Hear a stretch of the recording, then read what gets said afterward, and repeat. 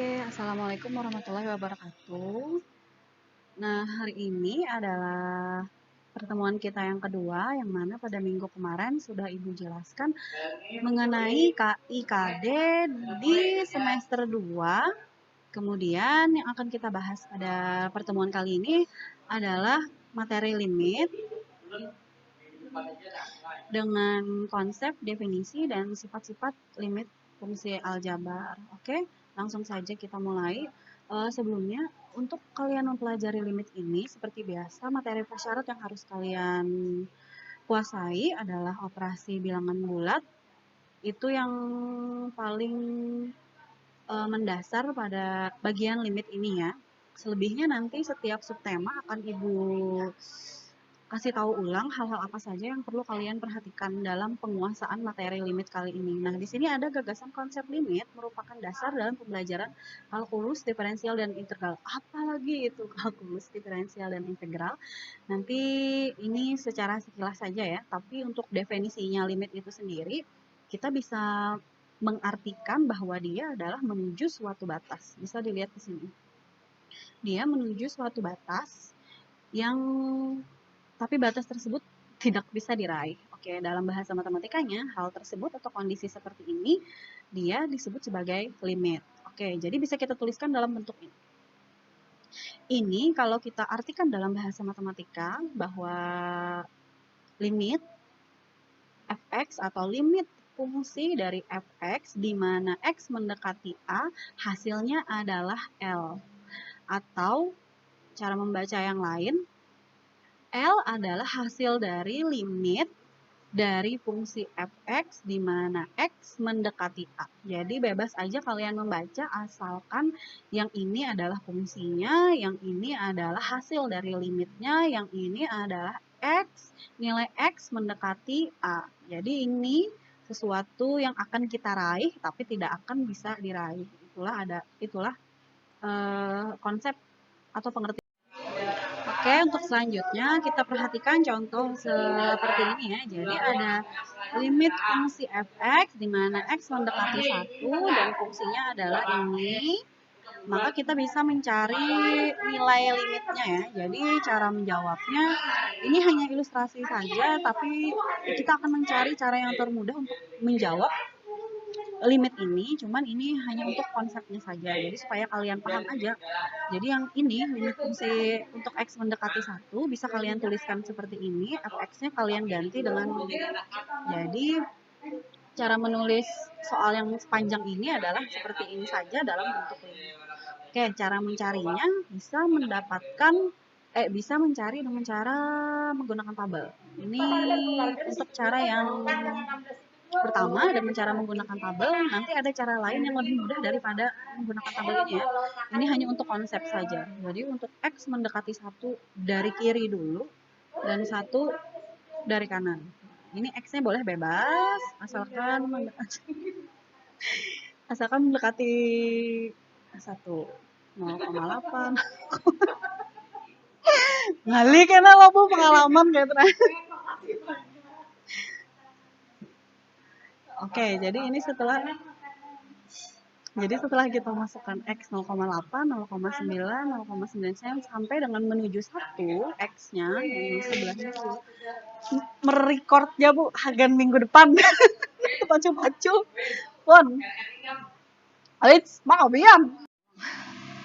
Jadi x mendekati 1 dari kiri, jadi ini 1 di tengah-tengah ya, kita buat dari kiri dan dari kanan 0,8, 0,9 sampai dengan mendekati 1. Ini juga dari 1 sampai dengan ke kanan kita masukkan, nanti fx-nya kita dapatkan ini dengan cara mensubstitusikan ya, ini nilai x kita substitusikan ke fungsi yang ini, nanti dapat 2,8, 2,9 sampai dia mendekati, ternyata hasilnya mendekati 3 kalau dari kiri. Dari kanan juga seperti itu, 1,00, 1,00, 1,01, 0,5 itu sampai dengan selanjutnya ke kanan dan hasilnya ternyata juga mendekati 3. Sehingga limitnya itu hasilnya adalah 3.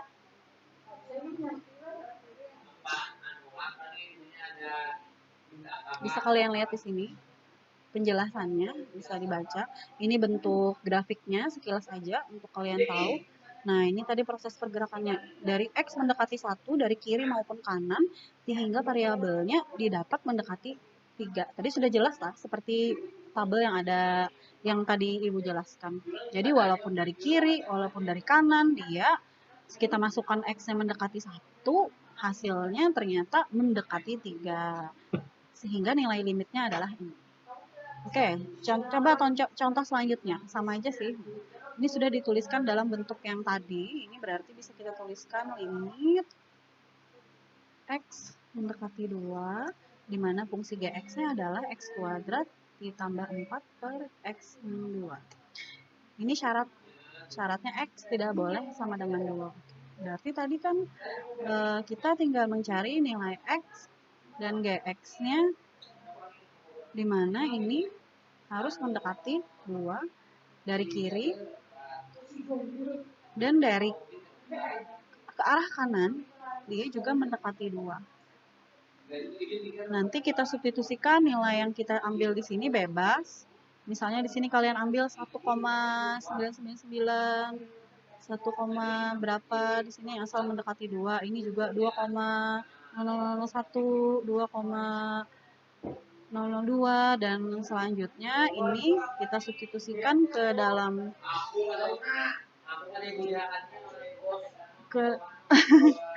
ke dalam fungsi yang ini, maka hasilnya bisa kita taruh di sini. Sama seperti saat kalian mencari gambar grafik koordinat ya yang pernah kita pelajari di kelas 10. Nanti berapa nilainya di sini. Oke, bisa kalian lihat untuk penjelasan selanjutnya di sini. Sebentar Ibu hapus dulu. Nah, tadi seperti yang sudah Ibu jelaskan, tadi X-nya mendekati 2 ya. Jadi boleh kita ambil 1,8, 1,9, asalkan dia sampai mendekati 2. Kemudian yang di sini tadi juga sudah Ibu jelaskan, ini X-nya bebas mengambilnya asalkan dia mendekati 2 dari kanan. Kemudian setelah disubstitusikan nilai ini satu-satu ke fungsi Gx-nya, ini juga disubstitusikan semuanya ini, juga ini, maka hasilnya kita dapatkan ini. Ternyata tidak ada limit. Di sini juga tidak ada limit karena semakin besar. Itu penjelasannya bisa kalian baca. Nah, X-nya mendekati 2 dari kiri adalah negatif terhingga. Jadinya semakin besar ke arah kiri. Dan yang ini juga semakin besar ke arah kanan sehingga tidak ada limitnya. Nilai limitnya tidak bisa kita tentukan karena dia semakin tak hingga. Oke, jadi untuk penjelasannya di sini bisa kalian baca. Kurvanya juga bisa kalian lihat di sini. Bentuknya seperti itu adalah bentuk irasional. Kemudian penjelasannya lagi, nah, tadi yang pertama, kalau dia mendekati sesuatu nilai, maka dia bisa kita tuliskan seperti ini. Jika dan hanya jika dia positif atau hasilnya ini dia negatif. Tapi kalau dia sudah positif duluan atau dia negatif duluan dan L-nya tidak boleh sama, maka limitnya itu tidak ada. Seperti ilustrasi yang di atas ini. Itu hanya perlu kalian ketahui saja, tidak perlu kalian pahami betul-betul. Yang penting kalian tahu konsep dari cara pengerjaan limit tersebut. Jadi dia adalah suatu hal yang mau meraih suatu nilai tapi tidak sampai meraih nilai tersebut. Dan walaupun dia tidak sampai meraih nilai tersebut, dia harus, untuk yang aljabar ya, dia harus ada atau dia tidak harus tak terhingga. Tidak harus tak terhingga, dia harus ada nilainya sesuatu yang dia raih. Jadi harus ada kepastian yang dia raih, bukan sesuatu yang tak terhingga. Oke, itu untuk limit fungsi aljabar. Nah, kemudian untuk selanjutnya ini, bisa kalian lihat definisinya. Definisi dari teorema limit utama ini, kalau bentuknya penjumlahan berarti limitnya satu-satu dulu kita cari sesuai dengan fungsinya, baru hasilnya kita jumlahkan. Begitu juga dengan yang pengurangan. Kalau limit fungsi 1 kurang fungsi 2, maka cara mencarinya boleh kita cari dulu nilai limit semuanya. Limit semuanya di fungsi fx dan limit semuanya di fungsi gx, baru hasilnya baru kita kurangkan boleh. Begitu juga dengan yang perkalian juga bisa seperti itu. Pembagian juga Ibu rasa ini definisi limit walaupun tidak dihafal, kalian bisa memahami, pasti akan langsung paham. Intinya tadi ya, penjumlahan, pengurangan, perkalian, dan pembagian sama bentukannya kalau kalian cari dulu limitnya satu-satu untuk yang fungsi ini dan yang fungsi ini. Oke, yang selebihnya untuk 5, 6, dan 7 silahkan kalian baca dan pahami sendiri. Ini untuk ada konstanta, dia bisa berubah sebagai pengali di depan limitnya. Kemudian kalau dia bentuknya pangkat, maka kalian boleh mencari nilai limitnya dulu, baru nilai limitnya itu dipangkatkan. Yang terakhir, nomor 7, kalau bentuknya akar, dalam bentuk akar, maka bisa kalian cari dulu limitnya dalam bentuk akar tersebut, baru kalian cari dulu limit fungsinya, baru hasil dari limit fungsinya kalian pangkat akarkan.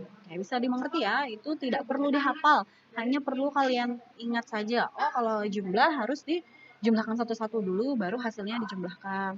Kalau ada konstanta di depannya sebagai pengali boleh. Oke. Kemudian untuk sifat juga hampir sama dengan definisi tadi ya. Bisa kalian pahami di sini. Hampir sama. Jadi bisa kalian baca sendiri saja.